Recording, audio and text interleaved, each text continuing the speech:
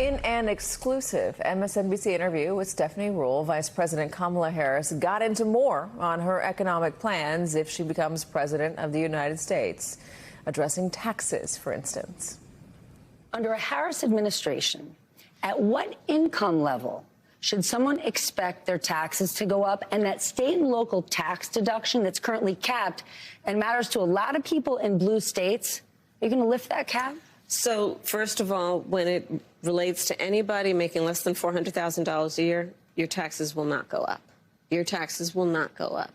And in fact, under my plan, taxes for 100 million Americans will actually be cut, including $6,000 a year for young couples for the first year of their child's life in a tax cut, a tax credit, essentially, by expansion of the child tax credit. The vice president also addressed what Steph described as the reality of tariffs. Tariffs aren't unique to President Trump. President Biden has tariffs in place. He's actually looking to potentially implement more. Where do you come out on? Is there a good tariff, a bad tariff? Well, part of it is you don't just throw around the idea of just tariffs across the board, and that's part of the problem with Donald Trump. Frankly, and I say this in all sincerity, he's just not very serious about how he thinks about some of these issues. And one must be serious and have a plan, and a real plan that's not just about some talking point ending in an exclamation at a political rally, but actually putting the thought into what will be the return on the investment and what will be the economic impact on everyday people. And when you look at my plans, you will see what those benefits will be. $25,000 down payment assistance for first-time home buyers. You know what that means? Then you're creating the ability of that working person to build intergenerational wealth. Joining us now, Symone Sanders Townsend, the co-host of MSNBC's The Weekend and former chief spokesperson for Vice President Harris, along with Doug Heye, a Republican strategist and the communications director for the Republican National Committee, formerly. All right, so Symone, a lot of the same policies that we've heard from her before, the child tax credit, housing, et cetera, but she did flesh them out a little more, and I thought that her defense of tariffs, although not specific, was interesting. I like that Stephanie asked that question. What did you get out of it? Well, look, I think that dovetailing off of the speech that we saw on the economy from the vice president yesterday, what really struck me about it was that it was accessible.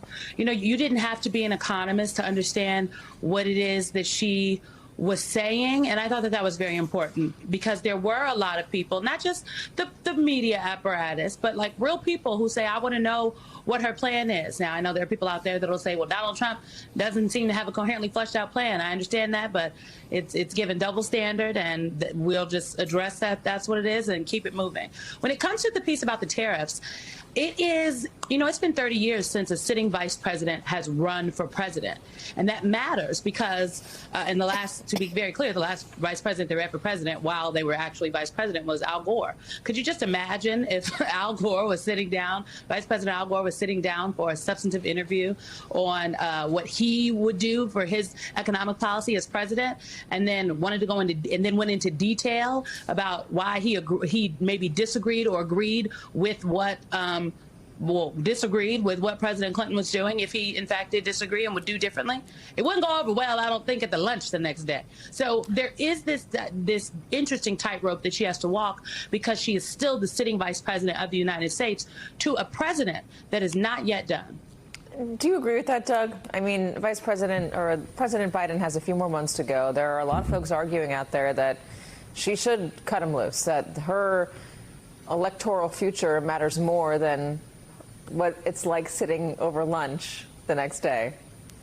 Well, it's a very difficult place of where Harris finds herself in the election. And I got to say, I'm very angry at Symone for putting Al Gore and the word lockbox in my head. It's not getting out of there anytime soon.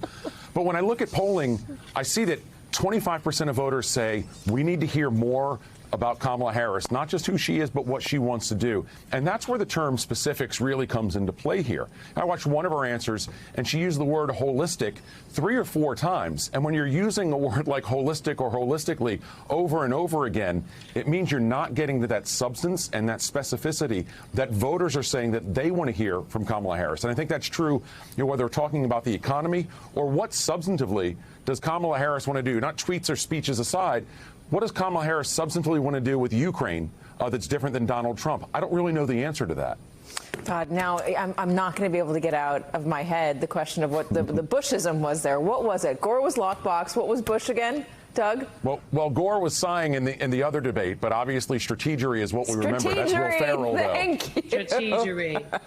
Can I just say, we do ahead. know the biggest difference between Vice President Harris and former President Trump on Ukraine is that President Harris would give everything Ukraine needed to defend themselves against Russia's aggression, and President Trump would literally give away pieces of Ukraine attempt to give away pieces of Ukraine to Vladimir Putin. And so I think that Doug and others, I hear what people are saying when they're like, but the specifics on this and the specifics on that.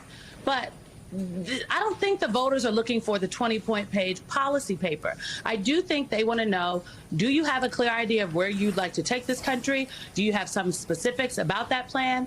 And I think that people can, debate if they think they like the specifics or not. But to suggest that, at this point, Vice President Harris hasn't been specific about what she's going to do on the economy, I don't know how we can say that at this point. Maybe we don't like the word holistic, but the lady has been quite specific. Well, Doug, look, very quickly. I think ultimately in politics, you got to sell it. So she has to do more of these and do it to diverse audiences. She needs to go on Fox News as well and talk to those voters that she needs to reach if she wants to win North Carolina and Arizona, Michigan, states like that. She needs to do more and often. She's got to sell it.